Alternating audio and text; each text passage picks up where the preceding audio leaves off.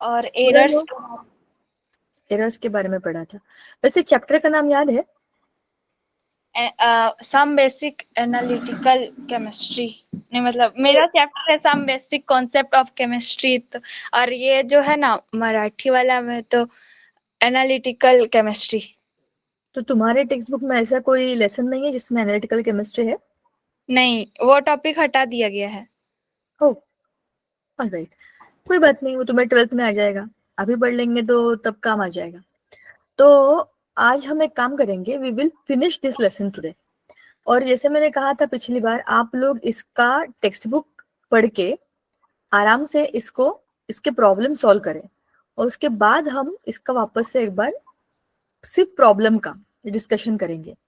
तो आज इस लेसन का ना एंड होगा। It is all about use of graphs in analysis. See, अगर मेरे क्लास में, I will give you the simplest example. मेरे क्लास में 50 बच्चे हैं, ठीक है, और मुझे उन 50 बच्चों का हाइट का और वेट का एनालिसिस करना है, ठीक है। तो मैं क्या कर सकती हूँ? टेल मी, फटाफट बोलो। I have 50 students with me. कैसे मैं उनका डेटा रिप्रेजेंट कर सकती हूँ? 50 बच्चे मेरे पास, मुझे उनका हाइट और वेट इकट्ठा दिखाना है सबको। एक ग्राफ बना के। ग्राफ बना के प्रथमेश आणि सत्यजित, तुम्ही पण उत्तर देऊ शकता. त्या आम्हीच दोघे गप्पा नाही मारत आहे, पटपट बोलायचं, वेळ नाही घालवायचा अजिबात उत्तर देण्यामध्ये. कोणत्या कोणत्या पद्धतीने आपल्याकडे असलेली माहिती आपण मांडू शकतो. तिने सांगितलं एक ग्राफ की मदद से दिखा सकते हैं. और कुछ कर सकते हैं क्या, बोलो? एक टेबल बनवू नाही शकत नाही का आपण? Name of the student, height and weight, वो भी एक डेटा ही हो गया ना. That is one way of representing the data. लेकिन मुझे एक पिक्चर से जो चीज इजीली समझ में आती है, वो एक फॉर्मेट में समझना थोड़ा मुश्किल हो जाता है, राइट? तो मैं क्या करूंगी, मैं सिंपल काम करूंगी, मैं ग्राफ निकालूंगी. ये क्या होता है ग्राफ में? वर्टिकल लाइन को क्या कहते हैं?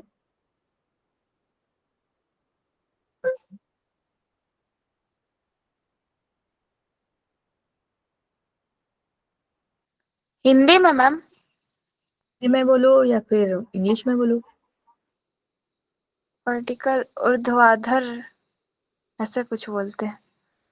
तो इंग्लिश में क्या कहते हैं, डू यू नो? नहीं पता। ए मुलांनो, पटपट बोला, मराठीत काय म्हणतात किंवा इंग्लिश मध्ये काय म्हणतात याला.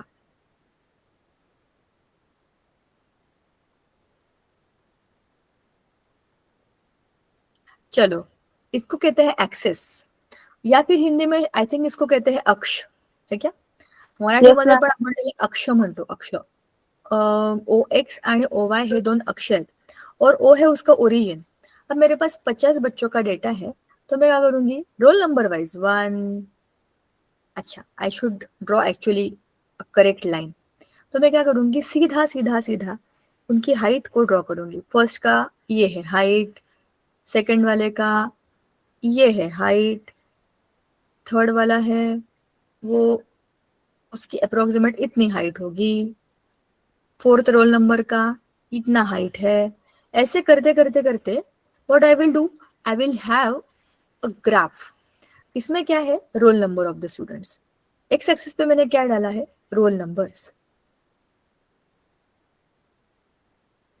और यहाँ पे क्या होगा, मैं कुछ तो एक स्केल डिफाइन करूंगी, मीटर में, सेंटीमीटर में, फिट में. अगर मैंने 1 centimetre is equal to 1 feet करके दिया, 1 2 3 एंड 4, ये फिट में है. फिट्स में 1 फुट पता है ना, वैसे feet it's the plural of foot. तो ये मेरा हाइट मेजरमेंट इन फुट चल रहा है. ये मेरा वाई एक्सिस पे चलेगा, एक्स एक्सिस पे मेरा roll number of the students होगा. अब मेरे 50 लाइन जो बनेंगे, रोल नंबर 1 का, रोल नंबर 2 का, रोल नंबर 3 का, लाइकवाइज रोल नंबर 4 से लेके रोल नंबर 50 तक के सारे बच्चों का मुझे एक ही जगह पे एक ही टाइम पे कंपैरेटिव स्टडी मिल जाएगा. समझे? वैसे ही अगर मैंने पैरेलल ग्राफ बनाया बाय पोल का, मतलब 2 बार वाला, डबल बार वाला, तो height weight height weight height weight, जैसे कि अगर ये ब्लैक पट्टी हाइट की है और मैंने इसके बाजू में एक रेड पट्टी डाल दी, समझो मैंने ऐसे किया भाई, उसका हाइट इतना है और वेट का मेजरमेंट, अब मुझे यहाँ पे अगर मैं दूंगी तो मुझे स्केल बदलना पड़ेगा, तो क्या मैं इसमें इसके साथ वेट डाल सकती हूँ, क्योंकि यहाँ पे तो रोल नंबर है, रोल नंबर का आ जाएगा, ठीक है, एक बच्चे का, लेकिन यहाँ पे तो फिट में चल रहा है और calculation of the weight is in kilograms, right ना, तो वो यस यहाँ मैम। पे कैसे आएगा? तो उसको अगर इसके साथ मुझे मिक्स करना है तो मुझे 2 स्केल बनाने पड़ेंगे, जैसे कि ब्लैक स्केल चल रहा है तो यहाँ पे हाइट है, तो मैं मेरा ना रेड स्केल भी चलाऊंगी साथ में, जिसमें 10, 20, 30, 40 ऐसे केजी भी होंगे, ठीक है। तो ये दूसरा जो होगा ना वो पैरेलल, अगर उसका हाइट इतना है लेकिन उसका वेट इतना ही है, तो ये लाइन यहाँ से यहाँ तक जाएगा। एक ही ग्राफ में मेरा दोनों का इकट्ठा स्टडी भी हो जाएगा और अलग अलग स्टडी भी हो जाएगा। ये एक्यूरेट नहीं है, diagram is not accurate, but are you understanding कि what we are trying to draw? हम लोग एक पिक्चर में इकट्ठा सारी इंफॉर्मेशन मेकआउट करने का ट्राई कर रहे हैं। तो अब मुझे क्या, कंपेरेटिव स्टडी करके मुझे क्या पता चलेगा, रोल नंबर 10 के बच्चे का हाइट और वेट मेरे पास आ जाएगा। If I am a class teacher of 50 students, तो 50 बच्चों का पूरा डेटा मेरे पास टेबल में रहेगा, तो उसको किसी को दिखाना है मुझे, तो मैं टेबल तो नहीं दिखा सकती, ये देखो ये देखो ये देखो, बहुत कंफ्यूजन हो जाएगा, बहुत कुछ डेटा है उसमें पढ़ने के लिए। लेकिन एक पिक्चर में इकट्ठा सब आ जाएगा, जिसको जो जो जरूरत है वो निकल लेगा ना उसमें से। रोल नंबर 10 बच्चे का नाम क्या है मैम बोलिए, तो मैं बता दूंगी, अच्छा हाँ इसका नाम तो आरती है, तो अच्छा आरती, अच्छा अच्छा अच्छा, तो इसका यहाँ पे देख लेते हैं हम लोग, क्या है इसका, तुम्हारा वेट कैसा, कितना है अप्रोक्सीमेटली आरती? मेरा वेट 45 kg। ओके, तो 10, 20, 30, 40, 45 के आसपास किधर तो तुम्हारा हॉरिजॉन्टल लाइन रेड आएगा। और हाइट अगर हमने, पता नहीं तुम्हारा कितना हाइट है बोलो। 5.5 फीट। ओके, तो 1, 2, 3, 4, 5, तो यहाँ पे जो होगा ब्लैक लाइन होगा 5 फीट का, 5 फीट का ब्लैक लाइन, अरे ये तो ब्लैक नहीं हुआ, तो 5 फीट का लाइन के थोड़ा सा ऊपर है ना, यहाँ पे कहीं पे तुम्हारा वर्टिकल लाइन स्टार्ट होगा ब्लैक वाला तुम्हारे हाइट का, और तुम्हारे वेट का तुमने कहा था 45 कुछ तो है ना, तो 40, तो यहाँ पे अगर मैंने लिया रेड, तो यहाँ पे आएगा तुम्हारा 45 का सेंटर, मतलब दोनों का सेंटर में लाइन पकड़ के ऐसा चिपका हुआ बार, इसको कहते हैं बार ग्राफ। अगर आप इसको मोटा मोटा रेक्टेंगल में डाल दोगे तो उसको बार ग्राफ कहेंगे, ये लाइन ग्राफ हो सकता है। आप जैसे इसको ड्रॉ करेंगे वैसे ही दिखेगा, अभी तो मैं तो रफ ड्रॉ कर रही हूँ जस्ट टू टेल यू कि how the graph is, you already know it, तुमने ऑलरेडी स्कूल में किया है मैथ्स में, और ग्राफ पेपर पे भी किया है 1 सेंटीमीटर के स्क्वायर के साथ। यहाँ पे होगा आपका scale, the scale will give you all in the information about the things which are there in the graph, तो पूरा का पूरा information you will have in front of you, X axis पे क्या है, what is there on X axis, what is there on the Y axis, ये सब का इकट्ठा तुम्हारे सामने चित्र आ जाएगा जब तुम ये ड्रॉ करो, ठीक है। यही है यस मैम। खूबी and beauty of the graph, come time में कम जगह में बहुत सारी इंफॉर्मेशन, वो भी कंपेरेटिवली, तुम उसमें से कुछ कंक्लूजन ड्रॉ करने के लिए इसको यूज कर सकते हो, तो ये है इसका सबसे बड़ा फायदा, ठीक है। अब जाते हैं हम हमारे लेसन में, use of graphs in analysis. अब तुम्हारे ग्राफ में एनालिसिस का क्या इंपॉर्टेंस है, बहुत इंपॉर्टेंस है। एक तो तुम्हारे क्वांटिटेटिव सैंपल में तुम क्वांटिटी मेजर करने के लिए, जैसे हमने अभी ग्राफ ड्रॉ किया वैसे ड्रॉ कर सकते हो। समझो मेरा एक कंपाउंड है, जो मैंने तुम्हें उस दिन भी एग्जांपल दिया था कि सपोज मेरे पास एक सॉल्यूशन है जो मैंने तुमको दिया कि इसको एनालाइज करो मुझे दो, तो उस सैंपल में मैं क्वालिटेटिव और क्वांटिटेटिव दोनों का एनालिसिस करूंगी। क्वालिटी में मुझे समझेगा कि कौन से एलिमेंट है, और क्वांटिटी में समझेगा कितने प्रमाण में है ना, तो वो क्वांटिटी का मैं ऐसे बार ग्राफ निकाल सकती हूँ। क्वालिटी का मैं कंपेयर करने के लिए मेरे पास एक स्टैंडर्ड ग्राफ होगा, उसके साथ कंपेयर करके अच्छा ये कार्बन है, नाइट्रोजन है, लगता है या हाइड्रोजन है, इसका ग्राफ देख के एनालिसिस के जो टेस्ट है उनके साथ चेक करके उसको फाइंड आउट करूंगी। उसका जो कंटेंट है उसको दिखाने के लिए मैं बार ग्राफ जैसे हमने दिखाया वैसे ड्रॉ कर सकती हूँ, या तो फिर तुम्हारा एक्यूरेसी और प्रिसीजन दिखाने के लिए भी you can use the graphs. How? See, अब तुम्हारे analytical chemistry also involves deducing some relation if any between two और more properties of matter under study. दो या फिर उससे ज्यादा चीजों में क्या कोरिलेशन है, ये भी तुम फाइंड आउट कर सकते हो अगर तुमने उसका एनालिसिस वैसे किया। जैसे नंबर ऑफ स्टूडेंट्स और क्या ले, चलो ऐसे लेते हैं हम लोग, हमारे जो 50 बच्चे हैं क्लास के, हमने उनका एनालिसिस किया। तो जो बच्चे समझो दूर से आते हैं स्कूल में, दूर से आते हैं, वो उनका अगर हमने स्कूल में आने का टाइम चेक किया, तो जो लेट आने वाले बच्चे होते हैं ना, उनका अगर हमने रिकॉर्ड बनाया कि ये बच्चे दूर आते हैं, दूर से आते हैं, दूर से आते हैं, ये लेट आते हैं, लेट आते हैं, लेट आते हैं, इनका अगर हमें कोरिलेशन निकालना है तो दो से ज्यादा चीजें हमने पकड़ ली। मतलब एक चीज ये है कि बच्चों का स्कूल से घर का डिस्टेंस, दूसरी चीज ये है कि उनको स्कूल में आने के लिए लगने वाला टाइम ज्यादा है, कम है, लेट है, क्या है, और फिर प्रॉब्लम का सोल्यूशन कि वो कैसे आते हैं। अगर वो बहुत दूर रहता है तो वो कैसे आते हैं, do they have a facility, do they need something, do they need some help, या फिर कोई और प्रॉब्लम है, या कुछ फिजिकल प्रॉब्लम है, या फिर कुछ हेल्थ प्रॉब्लम है, कुछ भी हो सकता है, दैट वी डोंट नो। लेकिन दो से ज्यादा चीजों का अगर हम कोरिलेशन देख रहे हैं तो उसमें हमें बहुत सारी चीजों का पता लग जाता है ना। जस्ट एक प्रॉब्लम है कि ये बच्चे हमारे स्कूल से लेट आते हैं, कौन बच्चे हैं, ये बच्चे हैं, कहाँ रहते हैं, यहाँ रहते हैं, कितना लेट आते हैं, 10 मिनट लेट आते हैं, आधा घंटा लेट हो जाते हैं, कभी कभी तो 5 मिनट में ही आ जाते हैं। मतलब लेट तो रोज होते हैं, लेकिन उनका टाइम वेरिएशन है, तो क्यों है, कौन से दिन लेट आते हैं। देखो, अब ये बात ये एग्जाम्पल के साथ मैं इसलिए दे रही हूँ क्योंकि हमारे गांव में भी बहुत बच्चे ऐसे हैं जो स्कूल बस से जाते हैं, पीएमटी की बस चलती है, तो घर वहां पे गांव में है और वो जाते हैं कहीं दूर है, मतलब दूसरे स्कूल में जाते हैं, सेकेंडरी स्कूल में है तो बाहर बड़ी स्कूल में जाते हैं। तो स्कूल का टाइम तुम्हारे हाथ में नहीं है, और तुम्हारे स्कूल बस का टाइम तो तुम्हारे हाथ में है ही नहीं। वो भी पीएमटी की बस है, गवर्नमेंट बस है, जो अपना स्टेट गवर्नमेंट होता है ना, वो बस आएगी क्योंकि वो डेपो जब छोड़ेगी पूरा डिस्टेंस कवर करेगी, यहाँ पे आएगी और फिर तुमको लेके जाएगी वापस जाने के टाइम, है ना। ये पूरा का पूरा चक्कर तुम्हारे हाथ में नहीं है। You might be late by 5 minutes, you can be late by 20 minutes, और कभी कभी तो तुम टाइम पे भी पहुंच जाओगे। तो तुम्हारे जाने आने का टाइम, ट्रैफिक कंडीशन, रास्ता, ड्राइवर, गाड़ी की कंडीशन, बहुत सारी चीजें उसमें है जो अफेक्ट करती है। तो एक चीज का कोरिलेशन दूसरे के साथ जब ट्राई आउट करते हैं तो उसमें मल्टीपल चीजें आ जाती हैं जिनका कनेक्शन हम दिखा सकते हैं। और ग्राफिकल रिप्रेजेंटेशन में ऐसे मल्टीपल ग्राफ आप निकाल सकते हैं, एक चीज का दूसरे के साथ, एक चीज का तीसरे के साथ, उन दोनों का एक दूसरे के साथ परस्पर संबंध क्या है, ये दिखाने के लिए ग्राफ्स हेल्प अस। ठीक है। A set of experimentally measured values of volume and temperature of a definite mass of a gas upon plotting on a graph paper appeared as in the figure. When the points are directly connected, a zigzag pattern results. From this pattern, no meaningful result can be deducted. A zigzag pattern results due to many types of errors that incur in many measurements involved in an experiment. अब यहाँ पे हमें जो दिया है, drawing an average curve through the points on the graph, ये हमें दिया है रिजल्ट्स। सपोज मैंने एक एक्सपेरिमेंट किया, उसके मैंने 4-5 ट्रायल लिए, हर एक ट्रायल का मैंने एक एक करके कुछ वैल्यू निकाला। अब मेरे एक्स एक्सिस और वाई एक्सिस के ऊपर यहाँ पे है शायद टेम्परेचर, यहाँ पे है वॉल्यूम। तो क्या है, टी क्या लिया है यहाँ पे, टेम्परेचर ही है ना, या फिर टाइम है, टाइम होगा, टाइम वर्सेस वॉल्यूम जनरली ऐसे लेते हैं इस ग्राफ में। तो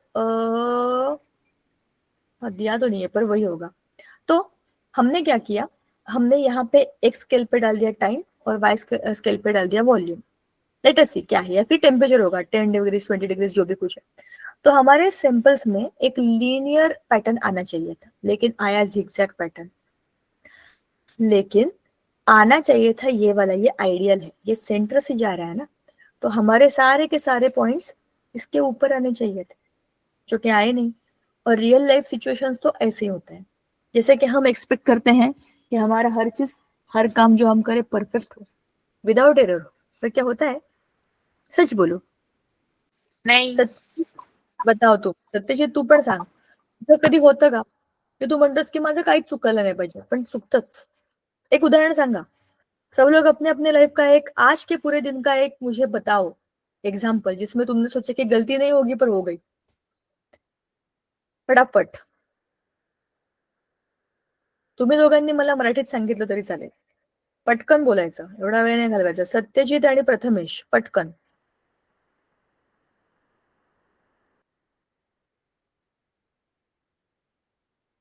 मग मी पण सांगेन आज काय गडबड झाली.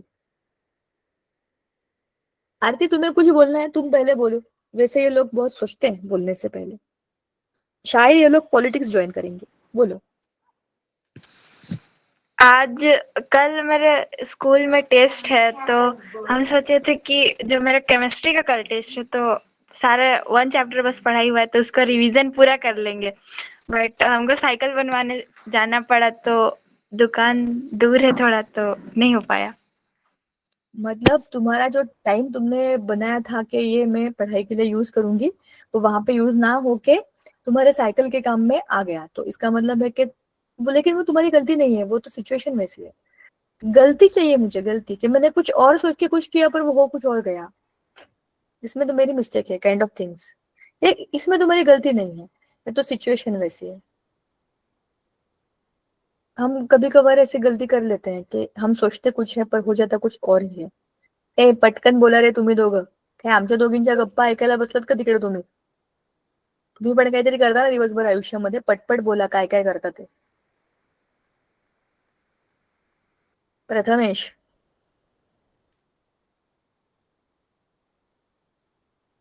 आज मेरे घर में भी ऐसे ही हो गया. एक्चुअली हुआ ये, मेरे किचन में एक छिपकली आ गई. छोटी गंदी, शी, आई डोंट लाइक छिपकली. पर वो आई. अब वो आई है तो उसको भगाना तो चाहिए, और मुझे बहुत डर लगता है छिपकली से. तो क्या करे, तो मैंने क्या किया, वो मच्छरों का स्प्रे होता है ना, वो मैंने उसके ऊपर मारा. मैं बहुत दूर खड़ी थी चेयर के ऊपर, उसको मैंने स्प्रे मार के मैं कूद गई नीचे और भाग गई पीछे. पता नहीं मेरे ऊपर ही कूद गई तो मैं क्या करूंगी, पता नहीं. I don't know how how could I survive that situation. और घर पे कोई नहीं था वो टाइम पे, मैं अकेली थी, नहीं तो मैं ये काम कभी नहीं करती. लेकिन अब वो मेरे हाथ में दूसरा कुछ ऑप्शन नहीं था. अगर मैंने उसको नहीं भगाया होता तो वो पता नहीं कहाँ कहाँ घूमती रहती घर में. तो मैं डर के मारे मैंने उसके ऊपर स्प्रे तो मार दिया और मैं भाग गई बालकनी में. उसने कूद के वो किचन के फ्लोर पे आ गई, और वो ऐसी जगह पे, मतलब कबर्ड और दूसरे कबर्ड के बीच में एक छोटा गलियारा है छोटू सा, उसमें वो गिर गई. और मुझे आवाज आया था, मुझे पता था बालकनी से कि ये नीचे गिरेगी. मैं ऐसे छुप छुप के देख रही थी वो क्या नहीं क्या कर रही है क्या नहीं कर रही. तो वो वहां पे 2-4 चीजें थी, उनको क्रॉस करके फिर पानी की टंकी के यहाँ पे चली गई. और ये सब मेरे आंखों के सामने होता रहा, पर मैं कुछ नहीं कर पाई. अब उसमें गलती क्या थी, गलती ये थी कि उसको भगाना था. और सबसे बड़ा प्रॉब्लम ये था, सिचुएशनल प्रॉब्लम, कि मुझे डर लगता था छिपकली से. अगर मैं डरती नहीं तो मैं उसको एक फटका मार के उधर ही मार देती ना. पर वो गलती हो गई कि मैंने उसको स्प्रे किया, अभी भी वो घर में घूम रही है. तो करना कुछ और था, हो कुछ और गया. तो ऐसी गलतियां होती रहती है, और एक्सपेरिमेंट में तो यह गलती होती है. वैसे आरती, तुम्हें छिपकली की डर लगता है क्या, तुम्हें छिपकली से? थोड़ा, पर उतना ज्यादा नहीं. अच्छा है. पता नहीं मुझमें वो साहस कब आएगा. लगता है मैम. तुला पण भीती वाटते? माझ्या बरोबर कोणतरी आहे. चलो. पण इसका मतलब ये है कि ये ऐसी गलतियां होती रहती है. जो हम प्लान करते हैं उससे कुछ अलग होता है और रिजल्ट्स कुछ और आते हैं. कहने का कारण ये था कि हम जब सॉल्यूशंस बनाते हैं, हम जब एक्सपेरिमेंट्स करते हैं, हम जब कैलकुलेशंस करते हैं, हम ये प्लान करके नहीं करते कि ये गलती होगी. लेकिन वो हो जाती है. वो सिचुएशनल होती है या फिर कैलकुलेटिव होती है. Personal error, types of error हमने ऑलरेडी देखे हैं. तो कारण उसका ये है कि गलती किसी भी वजह से हो, हमारे आइडियल आंसर्स आने चाहिए थे ऐसे सीधे एक लाइन में, लेकिन आ नहीं पाए. तो ये है हमारे रिजल्ट्स जो स्टार जैसे यहाँ वहां घूम रहे हैं. अब हम क्या करेंगे, एक ग्राफ में हम दिखाएंगे कि ये है the path, the accurate way of getting the answer should be on this line. और what I am getting is कुछ ऊपर, कुछ नीचे, कुछ आगे, कुछ पीछे. तो क्या है ये, लेकिन सारे के सारे रिजल्ट जो है, देखो इसकी प्रिसीजन अच्छी है ना, बहुत घूमे घूमे हैं टाइम के हिसाब से. लेकिन एक ही लाइन के आजू बाजू में, बहुत दूर, कहीं ऊपर कहीं एकदम कोने में, ऐसे तो नहीं है. ठीक है, एक्यूरेट नहीं है, लेकिन ठीक ठाक प्रिसाइज है. तो अब क्या करें, ऐसा सिचुएशन आपको देख के ही पता चल जाता है कि डेविएशन कितना है. This is all for the deviation. You need to tell कि आपका रिजल्ट ट्रू वैल्यू से कितना डेविएट हुआ है, इतना इतना इतना थोड़ा कितना हुआ. वो दिखाने का सबसे बेस्ट तरीका है ग्राफ्स. तो graphs help you to understand. जैसे कि हमारा वो ग्राफ था जिसमें हमने लाइन ग्राफ निकाला था, वैसे ही ये होता है. ये पॉइंट ग्राफ है, बस पॉइंट है, आप उनको ज्वाइन करो, आपको ऑटोमेटिक एक फिगर मिल जाएगा कि आपके रिजल्ट्स ऐसे जा रहे हैं. ऐसे टाइप्स ऑफ ग्राफ्स हैं. तो this graphs help you to interpret the data. ठीक है. While fitting it to the smooth curve, care is taken that the plotted points are evenly distributed about it. Mathematically, even distribution is understood as follows. From each point, draw a perpendicular to the curve. The perpendicular represents the deviation of each point from the curve. The positive deviations are shown in red and negative deviations are shown in blue. Now, take sum of all the red perpendiculars and all the blue perpendiculars separately. If the two sums are equal, the curve drawn shows the experimental point in the best possible representation. अब ये तुम्हें पता नहीं है क्या है, क्योंकि तुम्हें सैंपल का आइडियल सिचुएशन नहीं पता. तुम्हारे पास रिजल्ट्स है, बस इतने ही रिजल्ट्स हैं. What you got is this results. तुमने उसका ऐसा एक कर्व बनाया, लेकिन तुम्हें आइडियल सिचुएशन चाहिए. तुम कैसे निकालोगे? उसको निकालने का एक तरीका है. जैसे कि ये ट्रू वैल्यू को हमने अगर कंसिडर किया, ये स्ट्रेट लाइन जा रहा है, सारे सैंपल्स के रिजल्ट्स उसमें आने चाहिए थे, पर यही लाइन सही है कि नहीं, इसको कैसे चेक करेंगे? तो इसको चेक करने के लिए देखो, ऊपर के जो सारे हैं ना, उनको रेड परपेंडिकुलर डाला है. उसके ऊपर 90 डिग्री का स्केल रखोगे तो 90 डिग्री एंगल आ जाएगा, और वो पॉइंट से लेके जो लाइन आपने ड्रॉ, ये लाइन आप ड्रॉ करते हैं सेंटर से लेके ऐसा, दोनों साइड के मतलब ऊपर नीचे के सारे पॉइंट्स देख के सेंटर से एक लाइन आपको ड्रॉ करनी है मीन वैल्यू देखने के लिए. तो वो जो लाइन होगी उसको आपको ये देखना है कि दोनों तरफ उसके equal, approximately equal distribution of the points होने चाहिए. अगर आपके सैंपल है 7 या 8, 7 या 9 तो अनइवन होगा, लेकिन फिर भी ऊपर और नीचे के सिमिलर पैटर्न में अगर हो तो वो बेस्ट होता है. लेकिन इसका भी एक्यूरेसी आप कैसे चेक करेंगे? तो ऊपर से नीचे देखो ऐसे करके एक परपेंडिकुलर ड्रॉ किया है, यहाँ पे भी एक परपेंडिकुलर ड्रॉ किया, यहाँ पे भी एक किया है, छोटा सा है पर है. तो इसका जो वैल्यू है, ये डिस्टेंस है, इसको आपको मेजर करना है, इसका आपको एवरेज निकालना है. नीचे वाले जो है ये माइनस है, देखो ब्लू वाले आर माइनस, माइनस माइनस को ऐड करोगे तो एक बड़ा माइनस वैल्यू मिलेगा, है ना. -2, -3, -4 सबको ऐड करोगे तो -4, 3, 4, 3, 7, 8, 2, 9, -9 नीचे मिलेगा, और ऊपर कुछ समझो +11 और नीचे -9. ऐसे अगर आपने किया तो इन दोनों का आपको सम करना है, तो आपका आंसर आएगा 2. तो क्या ये सही है? देखो इसका भी आंसर हमें दिया है. Take sum of all the red perpendiculars and all the blue perpendiculars separately. If the two sums are equal or nearly equal, the curve drawn shows the experimental points in the best possible representation. ये दो का difference है, ये दो का difference ना अच्छा है ना बुरा है. एक्चुअली ये तो 0 आना चाहिए, +11 -11 होना चाहिए, या +9 -9 होना चाहिए, लेकिन वैसा नहीं. और आइडियल कंडीशन में तो ये सब पॉसिबल है, लेकिन रियल लाइफ सिचुएशन में ऐसा नहीं होता. तो ये 11 -11 नहीं होगा, तो 11 -10, 11 -12, 1 का डिफरेंस ठीक है, 2 का डिफरेंस चल जाएगा, पर बहुत अच्छा डिफरेंस नहीं है. तो ये आपका बेस्ट पॉसिबल प्रेजेंटेशन नहीं होगा. Difference should be minimum. जितना कम डिफरेंस है या फिर 0 डिफरेंस है, उतना आपका वैल्यूज एक्यूरेटली प्लेस्ड है, ये डेविएशन पॉसिबल है. इसका मतलब ये होता है, समझे? तो सिर्फ एक ग्राफ दिया है, उसके ऊपर हमने उसको रीड किया, इतना ही इसका मीनिंग नहीं है. उसका आपको खुद को कुछ रिप्रेजेंटेशन बनाना होता है. ठीक है. अब ये लेसन यहाँ पे हो गया खत्म. इसको शांतिपूर्वक पढ़ो, इसके प्रॉब्लम शांतिपूर्वक सॉल्व करो, और हम अगली बार, मैंने जैसे आपको पिछली बार कहा था, हम स्टोइकियोमेट्रिक रिप्रेजेंटेशन करेंगे, वो हम करेंगे. लेकिन अब जो हम करेंगे लेसन, वो है सम एनालिटिकल टेक्निक्स. बहुत ही सिंपल और बहुत ही अच्छा लेसन है. एक बार समझ गया तो समझ गया. जैसे पहला वाला लेसन था ना, फिर भी इसमें कोई ज्यादा प्रॉब्लम वॉब्लम है ही नहीं, ज्यादा थियरी है, तो कंसेप्चुअल है सारा, समझने में आसान। और इसके जो क्वेश्चंस होंगे जो आप लिखेंगे वो पूरे कंसेप्चुअल होंगे कि इंस्ट्रूमेंट कैसे काम करेगा, इसको कैसे आप सेपरेट करेंगे, ये टेक्निक्स इसमें है। और ये बहुत बढ़िया लेसन है क्योंकि ये एनालिटिकल केमिस्ट्री का बेस है। पहले लेसन में हमने उसकी कंसेप्ट समझ ली, अब इसमें इसके प्रैक्टिकल जो चीजें हैं जिनको हम हैंडल करेंगे, ऊपर दिए हुए एनालिटिकल टेक्निक्स को हैंडल करने के लिए वो नीचे है। ऊपर हमें सॉल्यूशंस कैसे बनाने हैं, उसका मोलरिटी क्या होगा, वो सारा कैलकुलेशन था। अब नीचे है उसको एक्चुअल लाइफ में लैब में क्या क्या करेंगे, कैसे उसको इस्तेमाल करेंगे, इसके बारे में there has been systematic development in this. चलो एक काम करते हैं, आज से हम पढ़ने को किसी और को बोलेंगे। सत्यजित, तू हे वाचू शकतोस का पहिला paragraph?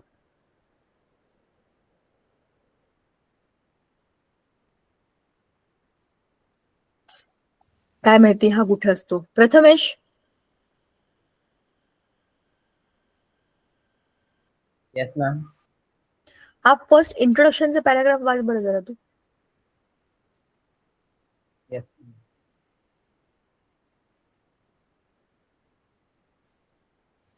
There has been a systematic development in the technologies used for techniques.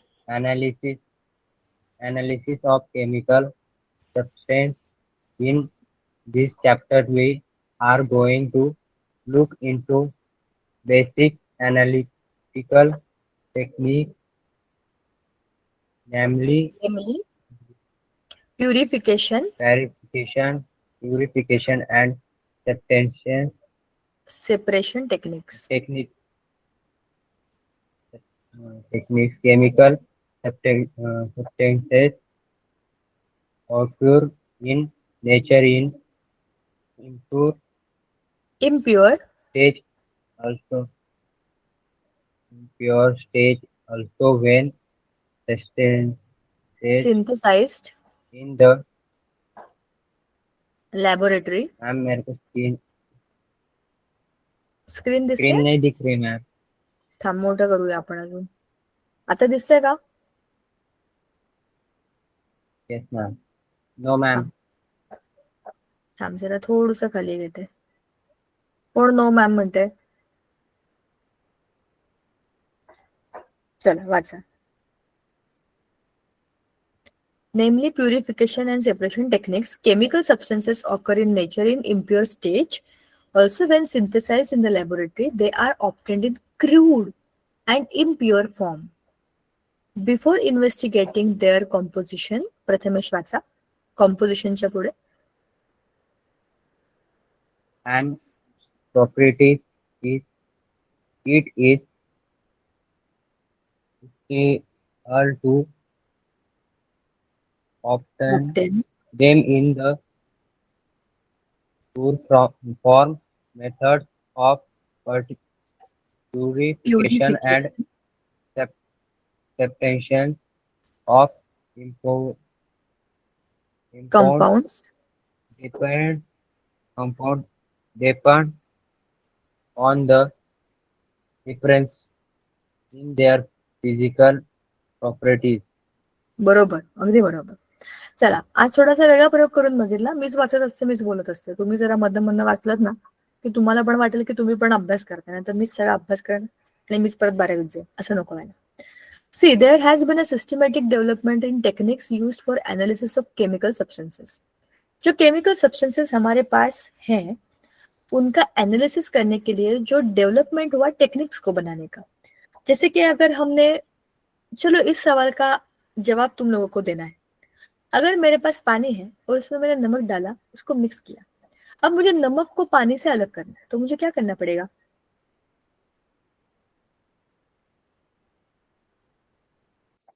पानी को गर्म हीट, तो उससे क्या होगा? उससे पानी जो है वो भाप बन के उड़ जाएगा और नमक नीचे आ जाएगा. पर तुमने तो इस तरीके से पानी को तो गुम कर दिया. आई वॉन्ट पानी ऑल्सो. पानी भी चाहिए. हाँ, दोनों को अलग करना है. नमक तो मिल गया, पानी का क्या करें?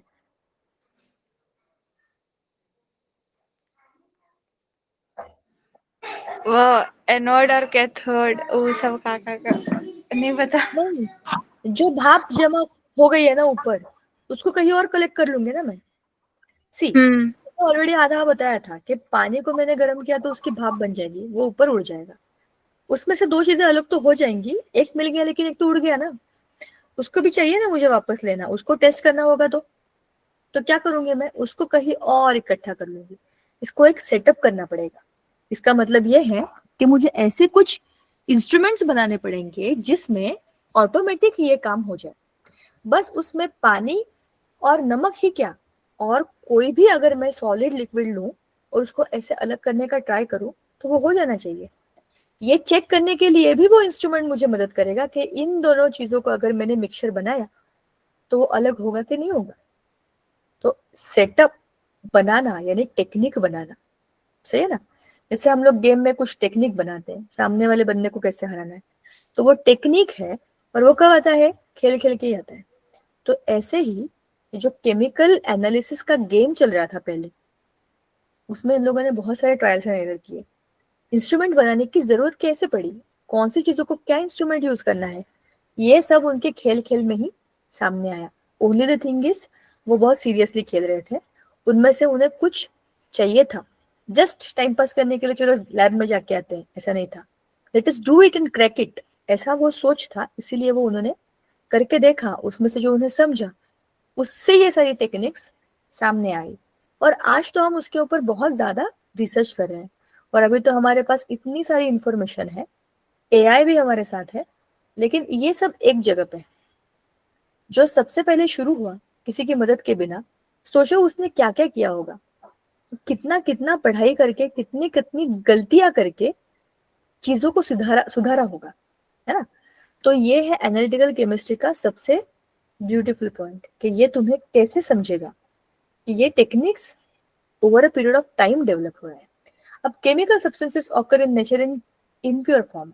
आपको कोई भी चीज केमिकल में अगर मिल गई, मिट्टी में भी जो हमें खदान में मिलता है, सोना लो, चांदी लो, कोई भी एलिमेंट लो, वो प्योर फॉर्म में नहीं होता।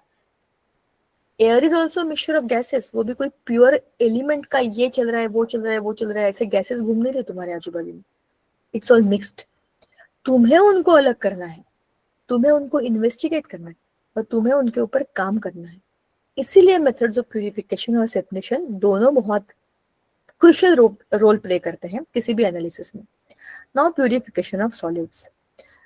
A solid substance may contain two types of impurities, which are soluble in the same solvent as that of the main substance, or which are not soluble in the same solvent as the substance. जैसे कि अब एक जो है कि दोनों एक ही चीज में अगर सोल्यूबल है, दो सॉलिड्स हैं, ठीक है, दो तरह की इम्प्यूरिटीज उसमें होंगी which are soluble in the same solvent as the main substance. समझो, ऐसे हम एग्जांपल लेते हैं कि मैंने सोना लिया क्योंकि वो सॉलिड है। सोना जो खदान से निकला, म्हणजे खाणीतनं जे सोना आपल्याला मिळतं, वो सोने के साथ उसमें कुछ इम्प्यूरिटीज ऑलरेडी है। अगर मैंने कुछ एसिड लिया और उस एसिड में ये मेरा सैंपल डाल दिया सोने का, तो वो एसिड में सोना भी डिजोल्व हो जाएगा और वो इम्प्यूरिटी भी डिजोल्व हो जाएगी। मुझे दोनों को सेपरेट करना है।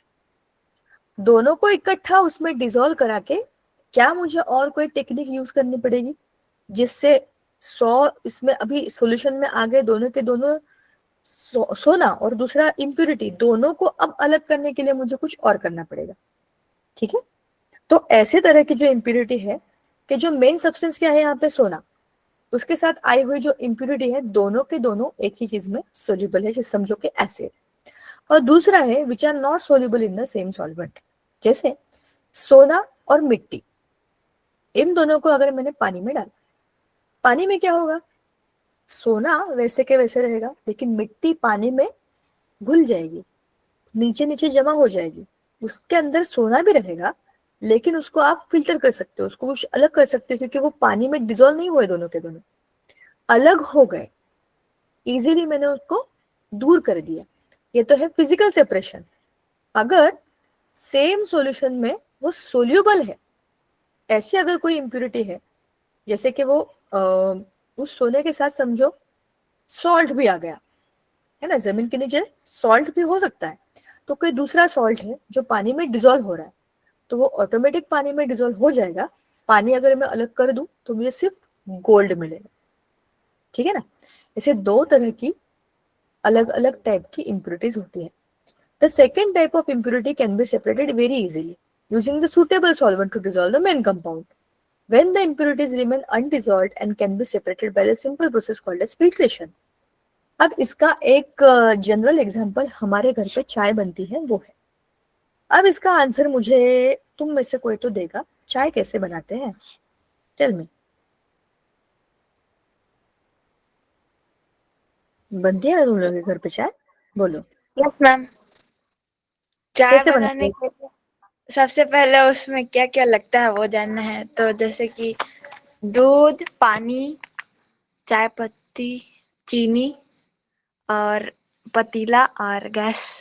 हो? वो फिर सबसे पहले पतीला को चढ़ाएंगे, उसमें फिर पानी डालेंगे, दूध डालेंगे, फिर उसमें चाय पत्ती डालेंगे, उसके बाद वो खौल जाएगा, उसके बाद उसमें चीनी डालेंगे और चाय बन जाएगा। अगर उसे और स्वादिष्ट बनाना चाहे तो हम उसमें इलायची डाल सकते हैं और अदरक। करेक्ट। तो ऐसा करके तुम उसमें बहुत सी चीजें अभी मिलाओगे, लेकिन उस पतीले में जो सब कुछ डाल के रखा है, डाल के रखा है, डाल के रखा है, जब चाय उबलती है तो उसमें से अंदर पतीले में अंदर जो भी हमने कंटेंट डाला है उसके अंदर क्या चेंजेस होते हैं, सोचो जरा, बोलो। शक्कर डाला, चाय पत्ती डाला, दूध डाला, अदरक डाला, सब डाल दिया अभी, उसमें उबल रहा है। अब उसके अंदर क्या होगा? सब मिक्स हो जाएंगे। और अगर तुमने देखा तो क्या वैसे के वैसे चाय पी लोगे, पतीले से कप में डाल के पी लोगे? नहीं, उसे तो वो चाय छक्की होता है, उससे पहले उसका जो बचेगा चाय पत्ती वो हटा लेंगे फिर पियेंगे। हाँ, तो इसको तुम फिल्टर करोगे। क्यों? क्योंकि तुमने बहुत कुछ डाला है उसमें। दूध डाला था पानी में, वो तो मिक्स हो गया। शक्कर डाली थी, वो भी मिक्स हो गया। अदरक का जो कंटेंट था, मतलब उसका जो क्या बोलते हैं उसको, अर्क था, वो भी आ गया। लेकिन जो अदरक का पिसा हुआ पार्ट है वो उसके अंदर रह गया। चाय पत्ती का काला कलर आ गया उसमें, चाय का चाय एक्सट्रैक्ट आ गया, लेकिन चाय के दाने तो वैसे हैं, वो तो उसमें डिजोल्व नहीं हुए।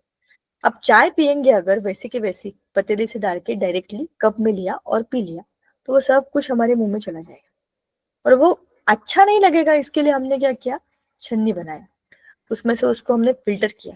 तो जो फिल्टर नहीं हुआ वो ऊपर वो क्या था, अनडिजॉल्व्ड पार्ट। जो नीचे आया वो था डिजॉल्व्ड पार्ट। तो जब चाय पीते हो तो उसमें सोचते हो कि अच्छा है तो चाय में शक्कर पी मैंने, अभी दूध पिया मैंने, ऐसा नहीं होता, वो मिक्सचर है। तो मिक्सचर में सब उबाल के जब हम इकट्ठा करते हैं उसको, तो वो एक होमोजेनाइज्ड मिक्सचर बन जाता है, पूरा का पूरा इकट्ठा। जो बचता है उसको हम फिल्टर करके रख देते हैं। यही फिल्ट्रेशन टेक्निक है जो हम यूज करते हैं केमिस्ट्री में भी, ठीक है। चाय के साथ हमने समझा क्योंकि हम चाय सब लोग पीते हैं, हमें पता है प्रोसेस क्या है, लेकिन यही फिल्ट्रेशन टेक्निक है और जो हम बहुत इजीली अलग अलग कंपाउंड्स के लिए यूज कर सकते हैं, क्योंकि कुछ चीजें डिसॉल्व हो रही है, कुछ चीजें डिसॉल्व नहीं हो रही है। तो उन्हीं को लेके ये टेक्निक है, जो नहीं चाहिए उसको फिल्टर कर दो। किस चीज में उसको मिलाओगे, जिसमें वो डिसॉल्व नहीं होता। This process is similar to separating tea leaves from the, अच्छा, डिकोक्शन ऑफ टी, जो कि हमने अभी बोला कि चाय का जो सोल्यूशन है आपका, उसमें से आप चाय की पत्ती को कैसे अलग करते हो, यही है। या फिर sand from the mixture of sand and water, पानी और सैंड में से आप अलग कैसे करोगे, पानी को नीचे से, मतलब उसको फिल्टर कर दोगे तो नीचे आ जाएगा और ऊपर सैंड रह जाएगा, that will be filtered. Filtration is carried out with the help of a filter paper cone placed in a funnel as shown in the figure 3.1.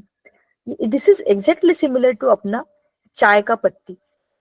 हमारा वो जो ऐसा सर्कुलर एक ये होता है ना छलनी, वैसा ही लेकिन कांच का एक इंस्ट्रूमेंट होता है केमिस्ट्री लैब में, जिसको कहते हैं फनेल। फनेल ऐसा कांच का, ऐसा ट्रायंगल जैसा दिख रहा है ना ऊपर तुम्हें, ऐसा कोनिकल होता है। तो नीचे छोटू सा ऐसा ग्लास का रास्ता बनाया होता है, एक ही चीज है वो, ऐसा ही उसका शेप होता है, वो बनता ही ऐसा है। तो नीचे इसको एक गड्ढा है, यहाँ पे आपको रखना है, ये व्हाइट कलर का दिख रहा है ना छोटा सा, ये है फिल्टर पेपर। फिल्टर पेपर हमारा थोड़ा सा, मतलब उसके अंदर जो होल्स होते हैं ना, बहुत मोटे भी नहीं है बहुत छोटे भी नहीं है, ऐसे मीडियम साइज के अलग तरह के ये फिल्टर पेपर बन के आते हैं। तो उनको हम रखते हैं कैसे, एक पेपर को, एक स्क्वायर होता है उसको फोल्ड करेंगे और एक फोल्ड करेंगे तो छोटा स्क्वायर बनेगा।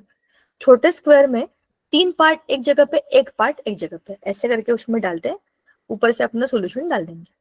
ऐसा करके क्या होगा, धीरे धीरे धीरे धीरे वो फिल्टर हो जाएगा और जो मिक्सचर का अनडिजोल्व पार्ट है ऊपर आ जाएगा। तो जो सॉल्यूशन हमें नीचे चाहिए था वो लिक्विड में है, जो ऊपर चाहिए था वो सॉलिड में है। दोनों को अलग अलग सेपरेशन टेक्निक यूज करके you can separate. This is your filter paper, जिसके अंदर आपने सॉल्यूशन डाला है, नीचे है आपका फिल्टर। ठीक है, अब सॉल्यूशन में दो चीजें होती है, सोल्यूट, सॉल्वेंट, सॉल्यूशन। ये मैंने पिछली बार भी आपको कहा था। सोल्यूट ऊपर से डालते हैं जो छोटा होता है, सॉल्वेंट जिसमें आप उसको डिसॉल्व करते हैं, और ये दोनों मिलके बन जाते हैं सॉल्यूशन। ठीक है, अब ये चीजें कुछ कुछ टाइम में वापस वापस आएंगी, इसलिए मैं इनको पर्पसली रिमाइंड करी हूँ ताकि आप मेरे साथ चलते रहें कि ये क्या चल रहा है आपको समझे। ठीक है, now the next thing is, हाँ, the insoluble part remaining on the filter paper is called residue.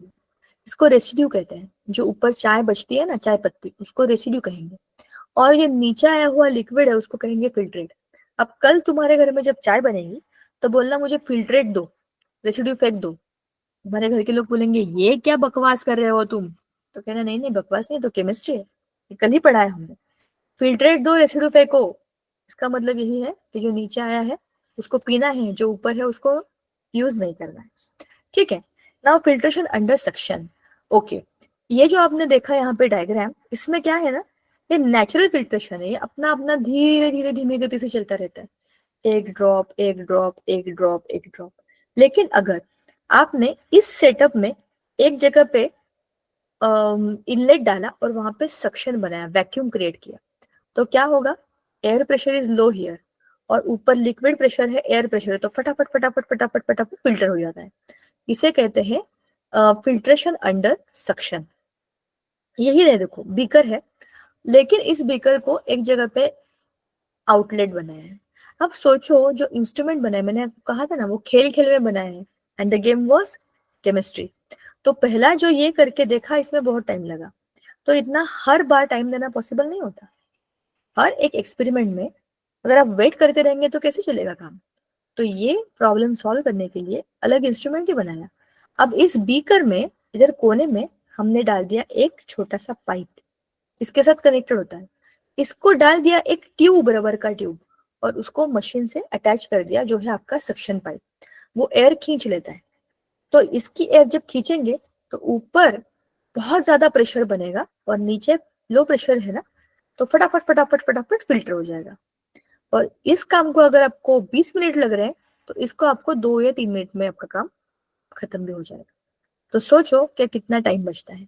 अगर आपकी कंटिन्यूशन प्रोसेस है कि इसके बाद ये, इसके बाद एक, इसके बाद एक, कंटिन्यूशन में है आपकी प्रोसीजर, तो आपको टाइम बचा के ज्यादा क्वांटिटी में ज्यादा क्वालिटी में काम करना है। तो ऐसे इंस्ट्रूमेंट आपको उसमें हेल्प करेंगे।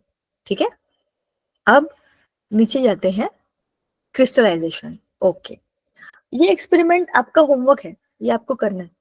आपको क्या करना है, किसी भी अब मैं आपको सजेस्ट करूंगी कि आप ना ये इंस्ट्रूमेंट अपने पास कांच का जो ग्लास होता है ना, उसमें बाद में ट्रांसफर करना है।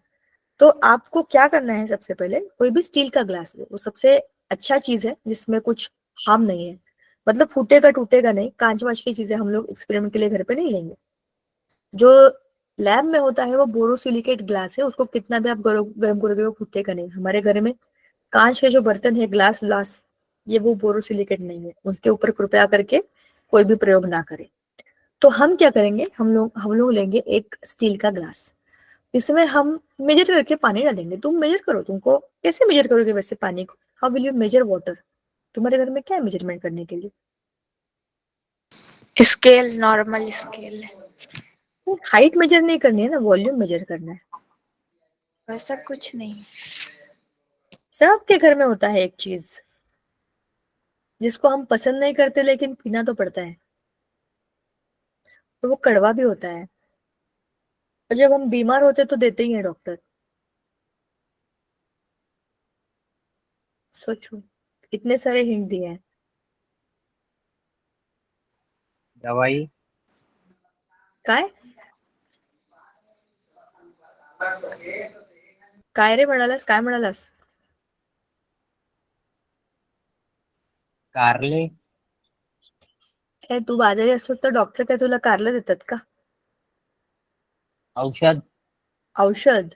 तो वो कैसे लेते हैं मेडिसिन? कफ सिरप कैसे पीते हो? डायरेक्टली बॉटल लगा लेते हो क्या? ड्रॉप ड्रॉप देते छोटे बच्चे को। अच्छा, तुम छोटे थोड़ी हो अभी, 11th में चले गए हो क्या? ड्रॉप ड्रॉप से पीते हो 1 ml? नहीं, वो एक तो और ढक्कन, क्या बोलते हैं उसे? करेक्ट। हाँ, ढक्कन ही है वो, जिसके ऊपर मेजरमेंट दिया है 5 ml, 10 ml, 15 ml, 20 ml। तो हाँ, आपके घर में वॉल्यूम मेजर करने का एक साधन तो है। आप सोचो कि मुझे 50 ml पानी लेना है, 5 ढक्कन डाल दो ना पानी उसमें। अब उसको आपको गर्म करना है, पानी को गर्म करेंगे, चम्मच से उसको मिलाते रहेंगे। अब उसमें आपको डालना है नमक, हम जो खाते हैं ना, नॉर्मल NaCl, उसको डालो, मिक्स करो। कुछ टाइम के बाद क्या होगा बोलो? पानी में आप नमक डाल रहे हो, गर्म कर रहे हो, क्या होगा? पानी सूख जाएगा।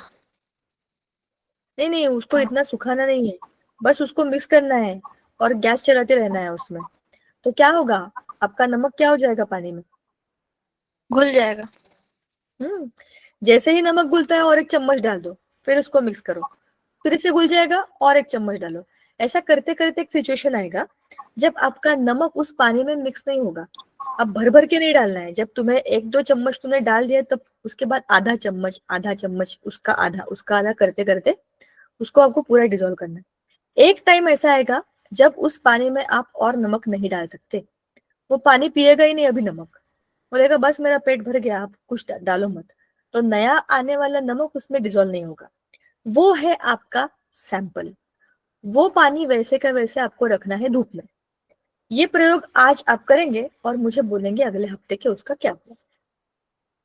आज का हमारा लेक्चर हम यही रुकाएंगे, क्योंकि क्रिस्टलाइजेशन क्या है ये इस प्रयोग के बाद हम बोलेंगे। करके तो देखो, अगर बहुत कम पानी लिया है और आज रात को आपने फैन के नीचे भी रख दिया तो कल तक आपको शायद उसके नतीजे में मिल जाएंगे। मैं क्या बोल रही हूँ? I want to tell you कि डू दिस एंड सी क्या होता है। या फिर आपका वो जो आपने बनाया हुआ नमक का पानी है ना, वैसा का वैसा, इमिडिएटली उसको किसी स्टील के या फिर स्टील के नहीं, कांच के ग्लास में डाल दो। उसमें गर्म पानी ले सकते हो अगर तो, ताकि आपको बाहर से भी दिखे। आपके स्टील के ग्लास में आपको अंदर झांक के देखना पड़ेगा ना, तो कांच के ग्लास में आपको बाहर से भी दिखेगा कि क्या चल रहा है अंदर। दोनों एक्सपेरिमेंट करके देखो और मुझे बोलो कि क्या होता है, और फिर हम डिस्कस करेंगे क्रिस्टलाइजेशन क्या है। ठीक है, आज के लिए यहाँ पे रुकते हैं। Yes ma'am. मॅम ठीक है, सेकंड क्लास आहे का? आय डोंट नो, तुमच्या ह्याच्यामध्ये आलंय का? हो मॅम. आपके ग्रुप में आया होगा ना आपका फर्स्ट बैच सेकंड बैच करके, तो उसमें देख लेते हैं नहीं एक बार। आया ना.